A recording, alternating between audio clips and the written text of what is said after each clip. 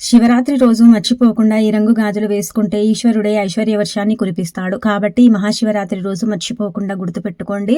స్త్రీలు ఏంటంటే గనక ఈ రంగు గాజులు ధరిస్తే చాలా మంచిదండి. చాలా అద్భుతమైన ఫలితాలు అయితే ఉంటాయన్నమాట.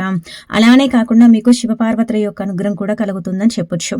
మనకేంటంటే ఫిబ్రవరి 15వ తేదీ ఆదివారం రోజు మహాశివరాత్రి అంటే ఏర్పడుతుంది. కాబట్టి ఈ రోజున మీరు మర్చిపోకుండా ఏంటంటే గుర్తుపెట్టుకోండి.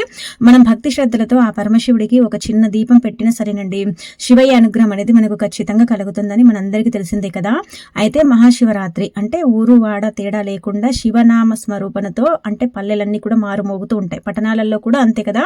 అంటే మనకేంటంటే గనక శివరాత్రి ఒక గొప్ప పర్వదినంగా అందరూ జరుపుకుంటూ ఉంటారు. ఈ రోజు ఉపవాసం ఉండటం, అలానే కాకుండా జాగరణ చేయటం, అలాగే వచ్చేసి భజన చేయటం, శివ పురాణం వినటం, ఇవన్నీ కూడా మనం చేస్తూ ఉంటాం. అభిషేకం చేయటం, ఇవన్నీ కూడా చాలా చాలా అంటే మనకు చెప్పాలంటే గనక ముఖ్యమైనవే కదండి.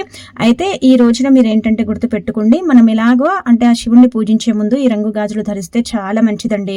మనకు కావలసినంత ఐశ్వర్యం అనేది లభిస్తుంది అనమాట. అందుకే మీరు ఏం చేయండి అంటే గనక ముఖ్యంగా ఎరుపు రంగు గాజులు కానీ, లేదంటే గనక గ్రీన్ కలర్ లో ఉండే గాజులు కానీ, ఎల్లో కలర్ లో ఉండే గాజులు కానీ ధరించండి. ఇవేంటంటే అదృష్టానికి అంటే చాలా వరకు కూడా దురదృష్టాన్ని తొలగించి అదృష్టాన్ని తెచ్చి పెట్టడానికి ఉపయోగపడతాయి. ఆ పరమశివుడి యొక్క అనుగ్రహాన్ని సంపూర్ణంగా మనకు అంటే కలిగించడానికి కూడా ఈ గాజులు మనకు ఉపయోగపడతాయి అనమాట.